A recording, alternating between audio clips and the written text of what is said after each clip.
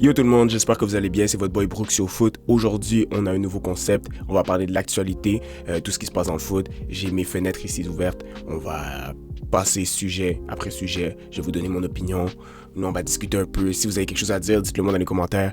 N'oubliez pas de mettre un like, n'oubliez pas de vous abonner. L'objectif, c'est 100 abonnés avant septembre. We on track. On continue comme ça. On rentre directement dedans avec Bruno Guimaraes qui s'en va à Arsenal pour 81 millions plus 12 millions d'euros de bonus. C'est pas encore here we go, mais bon, on va prendre en considération que c'est presque bouclé.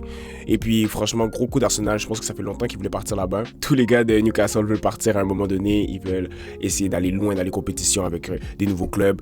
C'est un bon transfert pour Arsenal, c'est un bon transfert pour Bruno Guimaraes. Je sais que je botche son nom, mais bon. Franchement, avec ce qu'on voit sur le marché en ce moment, 81 millions, c'est pas... Je veux dire, là, ça fait quoi, 93 millions? C'est beaucoup, mais comparé à Tonali, que je pense que c'était 100 millions, comparé à Wirtz, que l'année passée c'était 130, un truc comme ça, bon, c'est pas les mêmes postes, mais vous voyez ce que je veux dire. C'est pas mal, c'est good business d'Arsenal. Maintenant, leur milieu, ils ont Rice, Bruno et Odegaard. Odegaard, je le rate pas trop en première ligue, mais ça reste fort. Ça reste que c'est une très bonne addition à leur milieu. Et si je me trompe pas, je pense que c'est leur première grosse signature cet été. Peut-être qu'ils vont faire Vini, on va en parler tantôt. Pas mal, pas mal. Je note un bon 9 sur 10 là, le transfert. Ensuite, on a un Here We Go de Kolo Muani.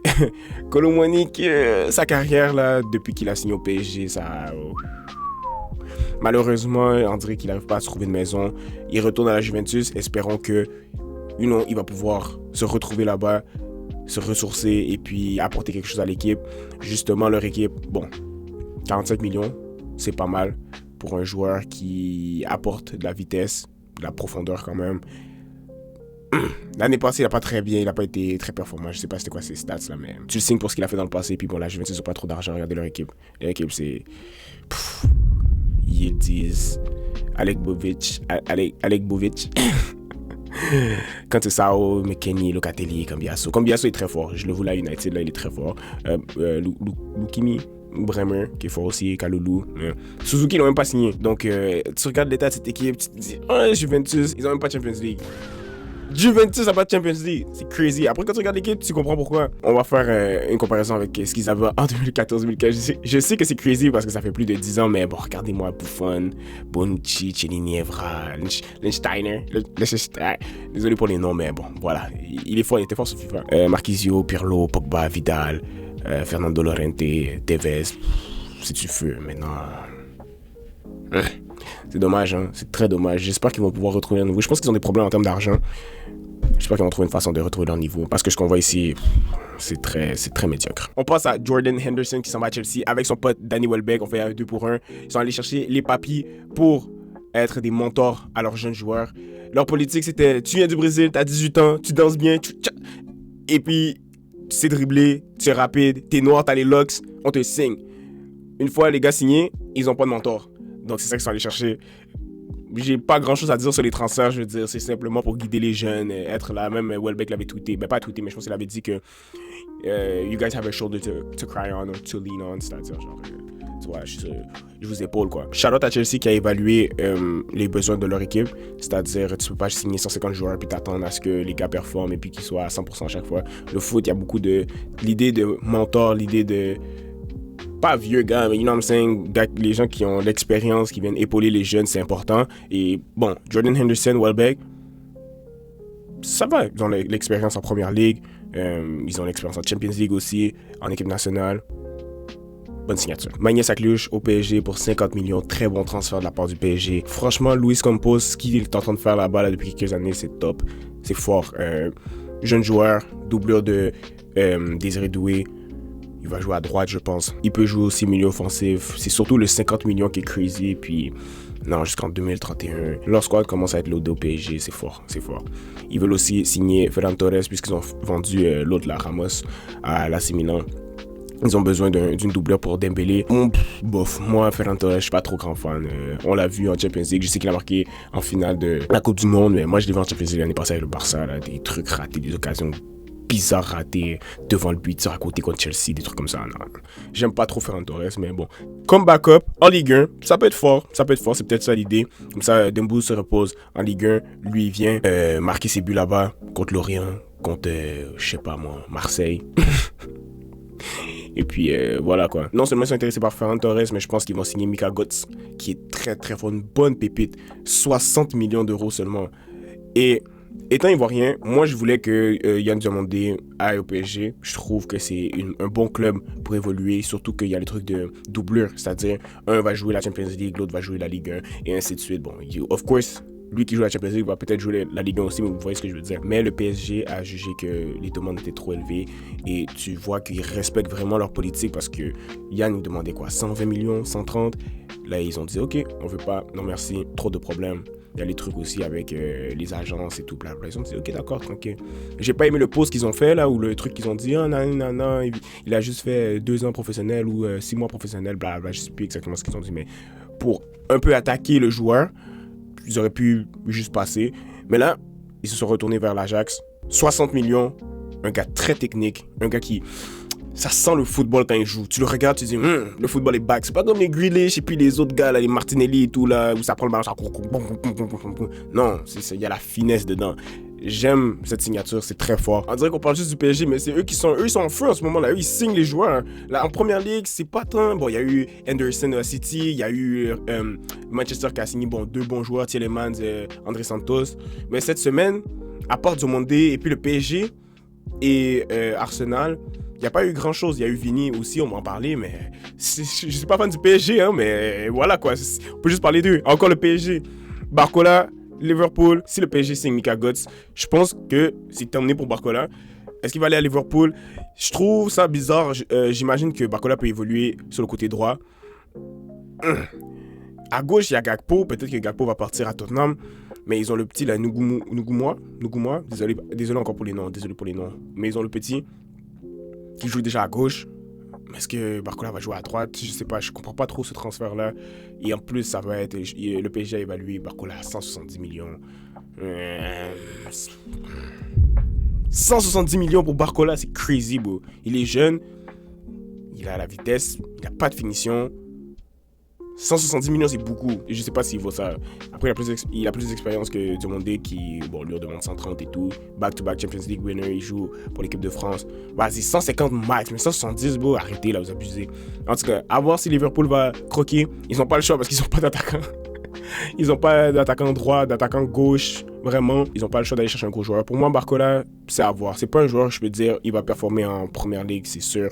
C'est pas un joueur que je vois marquer 15 buts, 10 passes D en première ligue. Pour l'instant. Je dis pas que ça peut pas arriver, mais si tu me demandes mon opinion aujourd'hui, là, ça va être comme un 8 buts, 6 passes décisives. Donc pour fermer le chapitre PSG de cette vidéo, voici à quoi leur attaque pourrait ressembler l'année prochaine. Il manque Mika Götze s'il signe, il va probablement signer. Lui c'est pas encore fait, mais imaginez Mika Götze, Kvara, Ferran Torres, Akliouche, Désiré Doué, Ousmane Dembélé, avec Vitinha, avec Fabien Ruiz, avec João Neves, Hakimi, putain, Mendes. Yo, est-ce qu'ils vont faire Champions League 3 fois d'affilée? Fucking hell, man. Maintenant, l'histoire de la semaine selon moi. Vinicius à Arsenal. En tant que fan de Manchester United, hell non. S'il vous plaît, laissez pas ça arriver. S'il vous plaît, je peux pas avoir Vinicius venir jouer en première ligue. Pour Arsenal en plus, qui a gagné la ligue. Et puis là, avec la signature de Bruno, probablement ils sont favoris pour gagner le back-to-back. Vinicius, beaucoup de problèmes avec le Real Madrid, surtout autour du salaire, des droits d'image. En gros, Vinicius prend 50% de ses droits d'image, le Real prend l'autre 50%.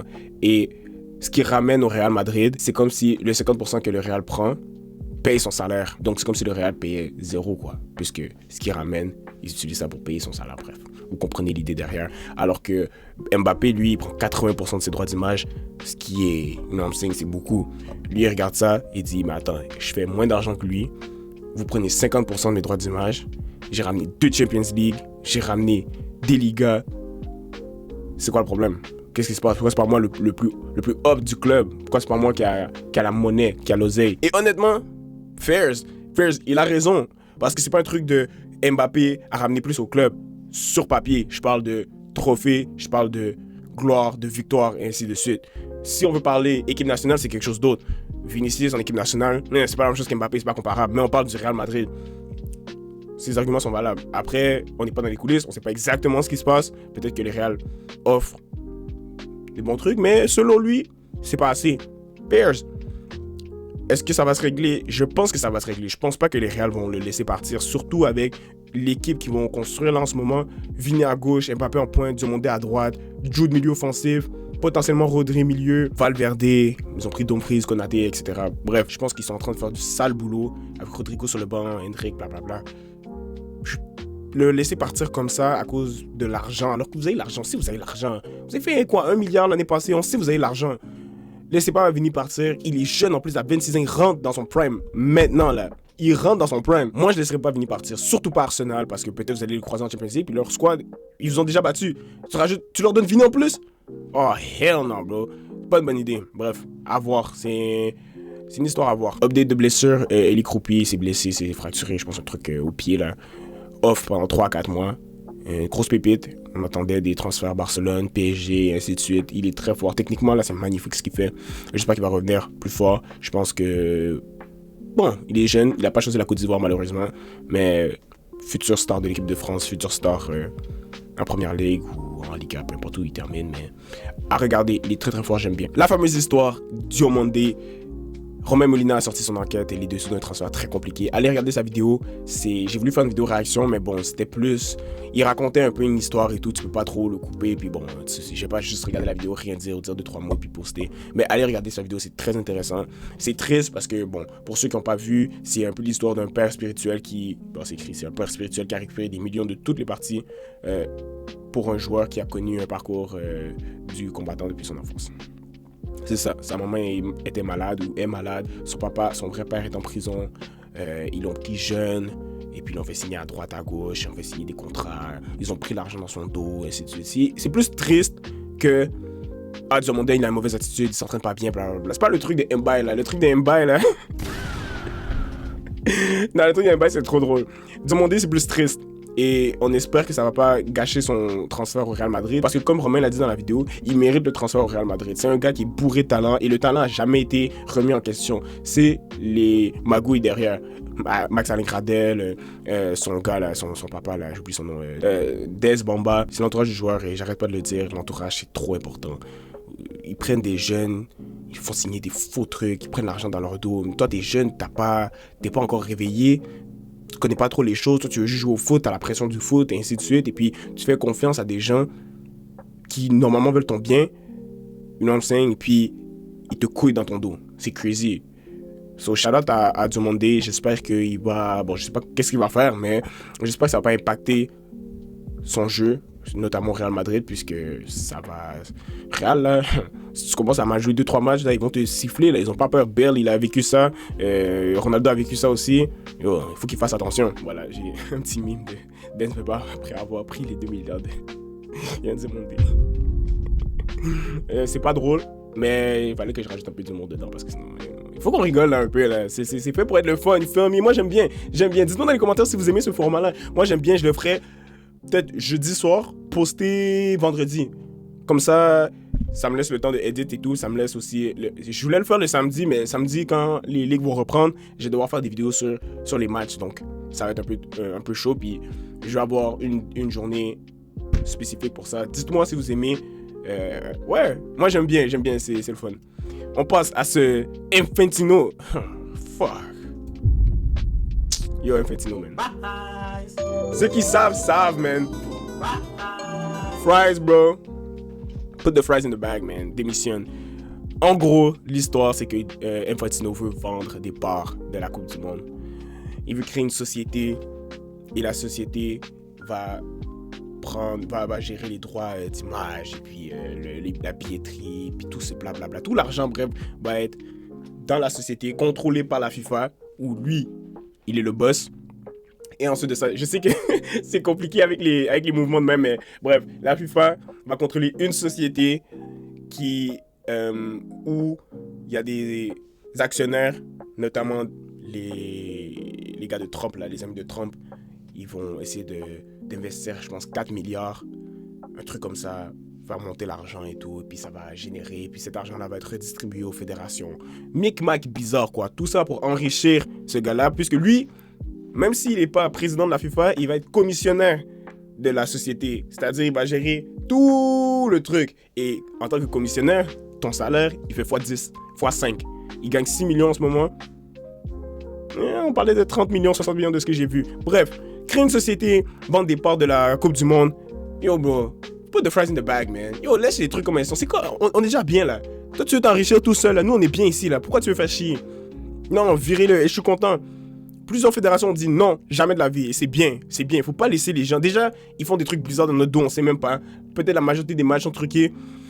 On va pas les laisser maintenant faire rentrer Trump et ses amis dans ces trucs-là. S'il vous plaît, là. S'il vous plaît. Et qu'ils aillent s'occuper de la NBA, qu'ils aillent parler avec LeBron James et puis Kevin Durant et puis ainsi de suite. Laissez notre football tranquille. Il est tellement allé loin que les gens veulent qu'il démissionne et c'est super. Après, je sais pas c'est qui va le remplacer. Mais j'ai vu cette histoire-là, j'ai dit, mais attendez, vous êtes sérieux? Le football, je sais que c'est un business, mais là, vous abusez un peu. Là. Tu gagnes déjà 6 millions par année, c'est pas assez? Désolé, peut-être que c'est pas assez pour toi. Mais bro, va trouver un autre business là pour faire tes trucs. En tout cas. C'est quoi ce maillot, bro? Manchester, bro, c'est quoi ce maillot? C'est tellement laid. Yo, I'm sorry, bro. C'est laid. Les gens sur les réseaux en plus disent que c'est beau, c'est sexy et tout. My nigga, pourquoi le Adidas c'est pas ici? Le logo est genre, faites quelque chose de concret. C'est quoi ces trucs alignés? C'est laid. Bon, je suis désolé, c'est pas beau, c'est laid. C'est pas. En fait, c'est beau. La couleur du maillot, les lignes et tout. J'aime bien. J'aime la couleur. C'est beau, mais cet alignement droit là, je sais. À quoi il joue? À quoi il joue? C'est laid. C'est laid. C'est tellement laid. Oh my days. Je suis désolé, je devais en parler. Bon, c'est beau, I guess. Mais ils ont gâté un maillot. Ça aurait pu être un très beau maillot s'il était normal. Non, boy, il fatigue les gens, man. C'est dégueulasse. Le dopeur est de retour. Il n'a pas joué depuis novembre 2024. Chelsea reprend un ailier qui va potentiellement aider Xabi Alonso.